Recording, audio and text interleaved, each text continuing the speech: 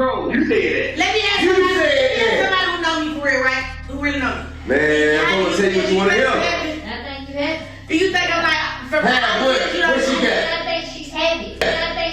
The video ain't really the issue. The video being posted up on social media is the issue.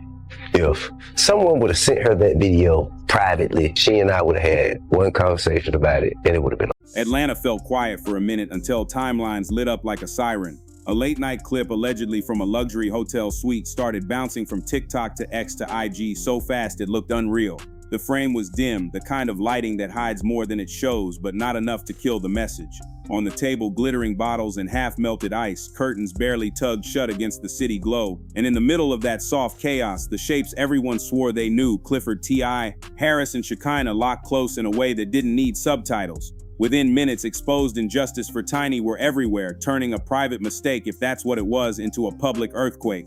What made it cut deeper wasn't just the embrace, it was the history attached to it. Fans dragged up old clips of Tiny talking about loyalty and love, stitching them side by side with the new footage to hammer the point. Everything he'd preached about family and respect suddenly felt fragile. The internet doesn't whisper, it shouts. Comment sections flipped into courtrooms. Some begged for context, most didn't. People who'd never met the Harrises spoke like neighbors peeking through blinds. Say it ain't so. This is beyond messy. She was her friend. Allegations hardened into narratives in the time it takes to refresh a feed. Screenshots of the suite's decor, the angle of the camera, even reflections in the glass were dissected like evidence. It just put a lot of back and forth, a lot more strain on just what we had going on.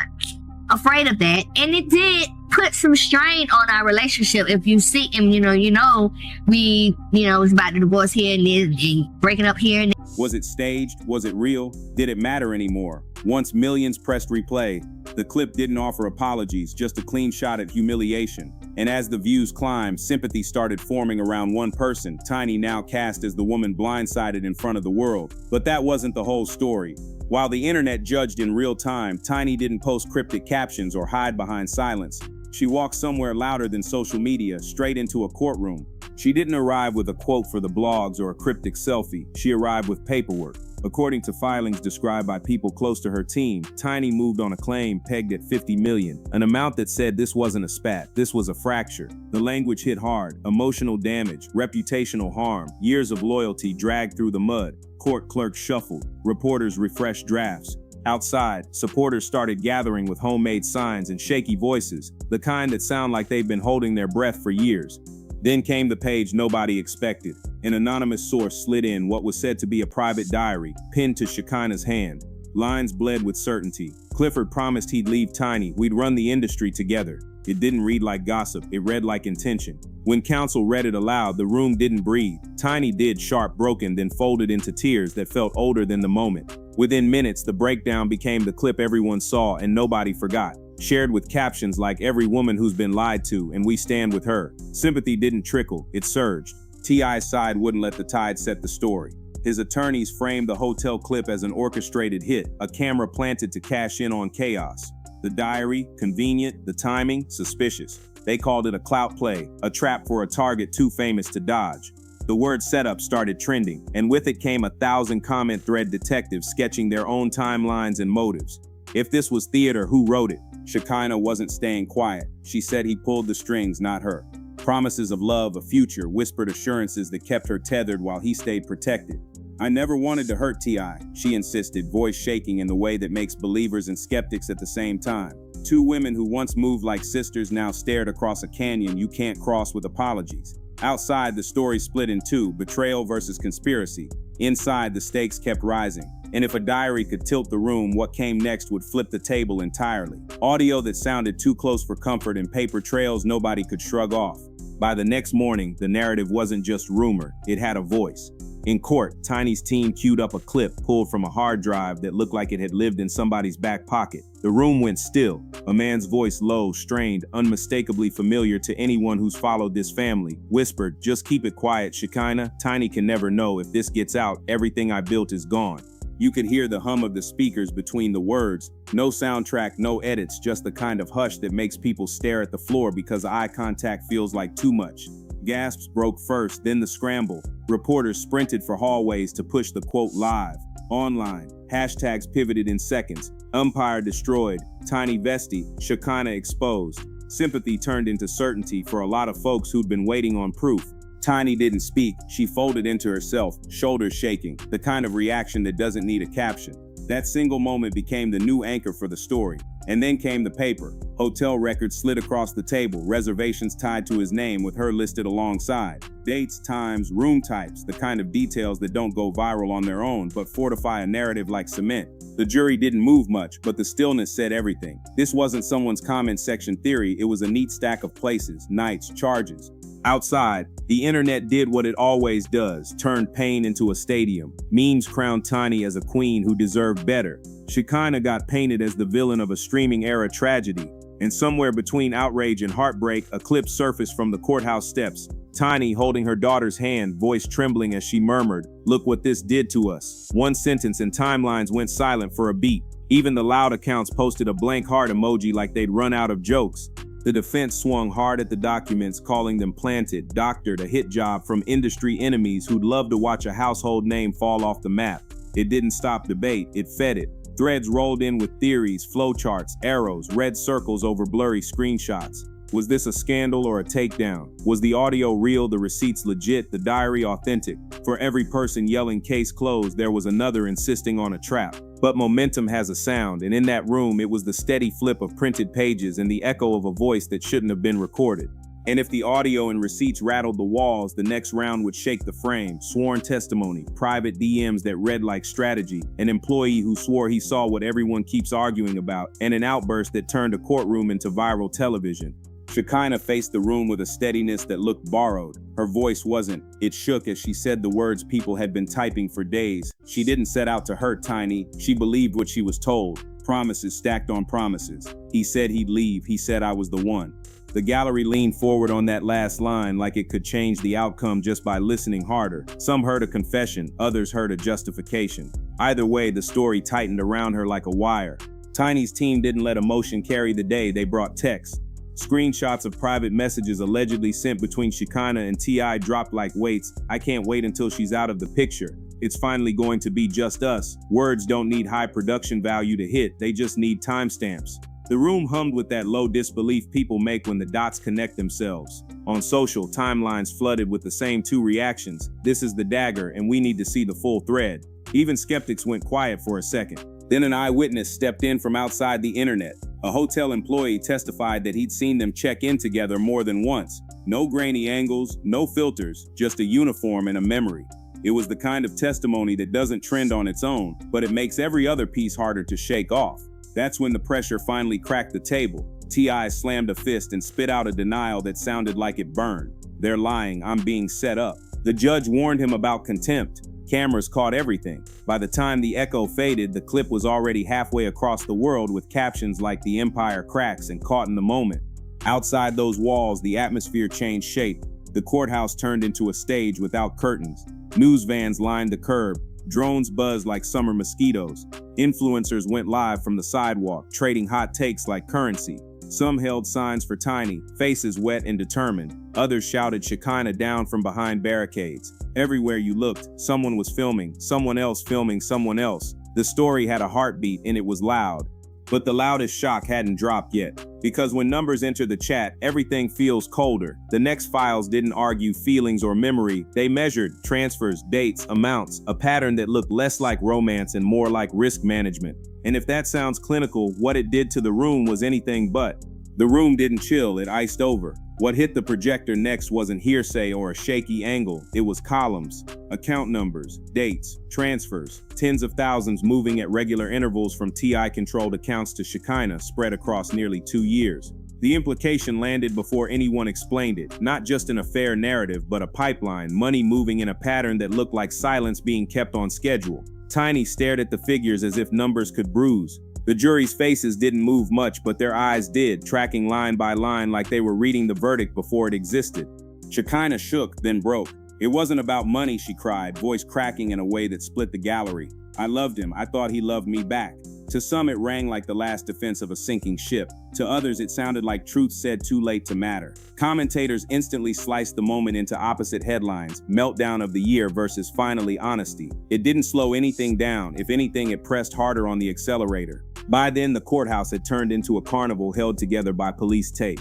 News anchors rehearsed to camera lenses. Podcasters argued into clip mics under umbrellas they forgot to open. Creators live-streamed court recaps out of backpacks and battery packs. Protesters held signs that read "Ban the Betrayers" and "Protect Tiny," while murals nearby painted her as a crown-bearing phoenix. Out in the feed, sympathy posts became a tide. "She deserved better. Stand with Tiny. We believe you." The story stopped being lines on a docket and became a movement with a logo you could sketch from memory. And through the noise, Tiny found a register the microphones couldn't flatten. Pale, steady, she told the cameras, "This isn't just about me. It's about every woman who's been lied to, betrayed, and broken. I'm going to fight until the truth is heard." It wasn't a speech, it was a promise. Clips of that sentence looped everywhere, subtitled and duetted and stitched until even people who didn't know the names knew the message. In the new mythology the internet was writing, Tiny wasn't just a figure in a headline anymore. She was a symbol you could hold up like a sign. Inside, the defense pushed the only door left, calling the transfers misinterpreted, labeling the leaks illegal, casting every document as a plant. It stirred debate, but didn't change the air. Because once a narrative leaves the building, facts have to chase it.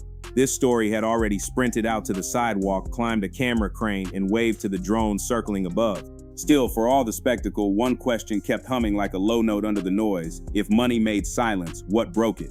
The answer arrived in a voice no one was ready to hear again. Another leak, another recording. And this time, it didn't just rattle the room, it stopped it cold. Week 3 opened like a storm siren.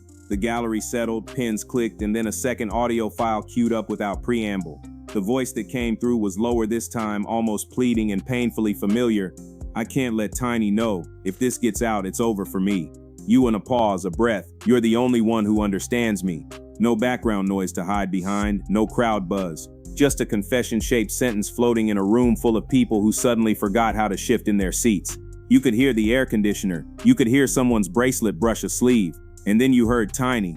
It wasn't a speech, it was a sound, sharp, clean, and all edge. The scream cracked the quiet so completely that even the court reporter flinched. "You ruined my family, you lied to my children." The judge called for order, but order felt like the wrong word. Reporters didn't move at first, they froze like they were scared to break the moment. Then the scramble hit, phones up, thumbs moving, the hallway filling with the thud of running shoes. Outside, the protest lines swelled again, new posters blooming like they'd been printed in the time it took to press play. "Justice for Tiny, end the lies, protect the kids." Influencers set up impromptu studios on the courthouse steps. Panel streams fired off mid-traffic with pop-up lower thirds and borrowed Wi-Fi. Every angle got replayed. Tiny's scream, the judge's gavel, the defense table's stillness. And just as the clip found its rhythm online, Tiny's attorney slid another stack into the light. More diary entries, inked in a voice that sounded less like romance and more like fixation. He says, "We'll run it all. She's nothing compared to what we have." The words didn't need to be shouted. They carried their own echo. Tiny's hand went to her chest. Her knees softened. For the second time in as many weeks, the room watched a queen fold under a weight nobody could see but everyone could feel. The judge called a recess like a firefighter cracking a hydrant. People spilled into corridors, whispering numbers, dates, and the kind of half sentences that start with "if that's real." Comment threads turned to grid lines, screenshots side by side, clips stacked in carousels, timelines linked with arrows and red circles. Skeptics asked for provenance. Believers asked for sentencing. Somewhere in the swirl, the story stopped being celebrity scandal and became something crueler. A domestic implosion played in public, narrated by strangers. Inside, counsel for the defense tried to weld the narrative back together. Chain of custody questions, authenticity challenges, a stern reminder that an audio file is not a verdict. They weren't wrong, but the room had already moved. Some jurors stared forward, faces still. Others blinked slow like they were reading a page nobody else could see. The temperature didn't change, but you could feel the heat. When the judge finally adjourned for the day, the exits filled like stadium tunnels after a sudden death finish. Tiny was let out first, her team forming a shield that didn't hide the tears. T.I. followed moments later, chin tucked, eyes on the carpet. Shekinah slipped past a wall of microphones without a word. Above them, the helicopters drifted like patient birds. Below, the chants rose again. And yet, with all the noise, something colder set in. Aftermath. Headlines started using words like career and legacy. Sponsors trended, playlists whispered, tours were suddenly under review.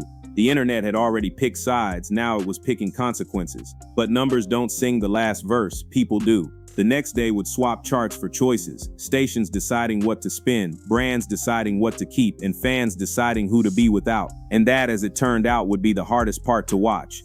Stations blinked first, playlists got quieter, a few sponsors slipped statements into the news cycle, all soft edges and will be monitoring. Then the bigger dominoes tipped, tours paused, brand deals froze. Promoters started using words like reassessment and mutual decision. It was the kind of slide you don't notice until you do, and then it's all you can see. A career that once felt untouchable now looked like a skyline with the lights shutting off one window at a time. Online, the verdict had already arrived, even if the courtroom hadn't delivered one. Feeds filled with side-by-side edits, old speeches about family layered against fresh leaks and courtroom whispers. Shekinah's comments turned into a bonfire. Every post drew the same chorus: snake emojis, broken hearts, calls for accountability. Clips from her reality days resurfaced, remixed into punchlines she couldn't outrun. She tried to answer once and was swallowed by the noise. Silence became the only option, and even that didn't help. Tiny somehow stood taller by shrinking into what mattered. The moment that defined everything didn't come from a press conference or a headline. It came from a phone camera, shaky and close, as she held her daughter's hand and whispered, "This is why I fought to protect you. No woman deserves this." The clip didn't need music, it didn't need edits. It moved on its own, passed from friend to friend, stitched into quiet testimonies from strangers who'd lived a different version of the same hurt.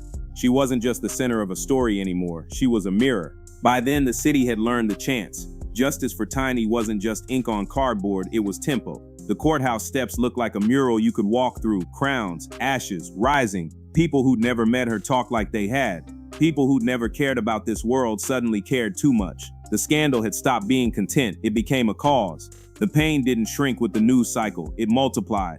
Inside the process, the gears kept grinding. Filings, motions, expert reports, chain of custody debates. Every new page pressed the same bruise. The defense pushed authenticity challenges. The other side stacked receipts, audio, diary pages, eyewitness notes. On paper, it was neat. In real time, it felt like standing in the spray of a busted hydrant trying to drink without drowning. And somewhere under the noise, the question sharpened. Can an empire rebuilt on apologies still look the same from the street? Does legacy survive when the story that fed it turns inside out? Is forgiveness a door in this house or a window that never should have been opened? The answers didn't arrive. They hovered like the helicopters, like the headlines, like the eyes of a crowd that couldn't decide whether to look away. What we do know is simple and brutal. A love story split into filings. A friendship snapped into evidence. Kids caught in the draft of choices they didn't make.